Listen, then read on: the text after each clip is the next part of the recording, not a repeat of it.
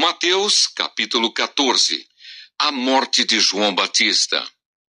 Por aquele tempo, ouviu o tetrarca Herodes a fama de Jesus e disse aos que o serviam: Este é João Batista. Ele ressuscitou dos mortos e por isso nele operam forças miraculosas. Porque Herodes, havendo prendido e atado a João, o metera no cárcere, por causa de Herodias, mulher de Filipe, seu irmão.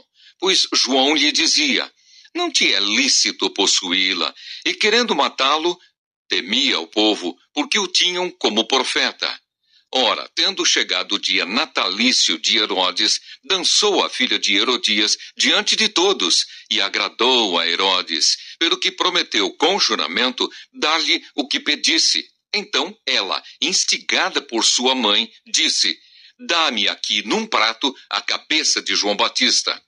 Entristeceu-se o rei, mas por causa do juramento e dos que estavam com ele à mesa, determinou que lhe a dessem, e deu ordens, e decapitou a João no cárcere.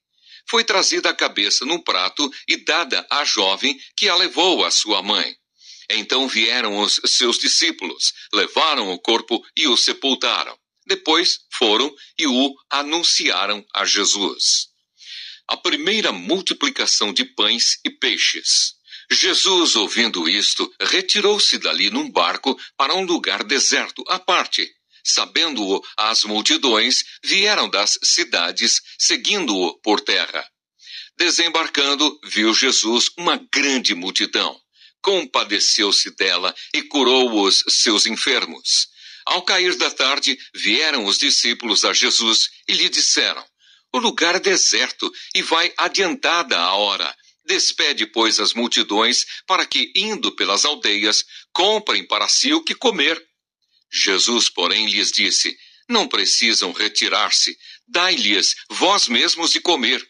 Mas eles responderam: Não temos aqui senão 5 pães e 2 peixes. Então ele disse: Trazei-mos. E tendo mandado que a multidão se assentasse sobre a relva, tomando os 5 pães e os 2 peixes, erguendo os olhos ao céu, os abençoou. Depois, tendo partido os pães, deu-os aos discípulos e estes às multidões. Todos comeram e se fartaram, e dos pedaços que sobejaram, recolheram ainda 12 cestos cheios. E os que comeram foram cerca de 5.000 homens, além de mulheres e crianças. Jesus anda por sobre o mar. Logo a seguir, compeliu Jesus os discípulos a embarcar e passar adiante dele para o outro lado, enquanto ele despedia as multidões. E, despedidas as multidões, subiu ao monte a fim de orar sozinho. Em caindo a tarde, lá estava ele só. Entretanto, o barco já estava longe, a muitos estádios da terra, açoitado pelas ondas, porque o vento era contrário. Na 4ª vigília da noite, foi Jesus ter com eles, andando por sobre o mar. E os discípulos, ao verem-no andando sobre as águas, ficaram aterrados e exclamaram: É um fantasma! E, tomados de medo, gritaram. Mas Jesus imediatamente lhes disse: Tende bom ânimo, sou eu, não temais.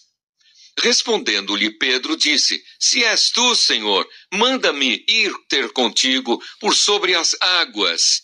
E ele disse: Vem. E Pedro, descendo do barco, andou por sobre as águas e foi ter com Jesus.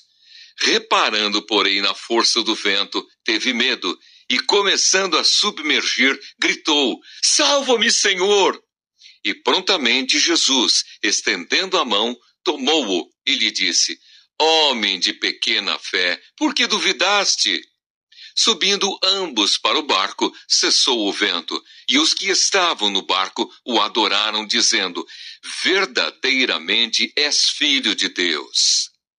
Jesus em Genezaré.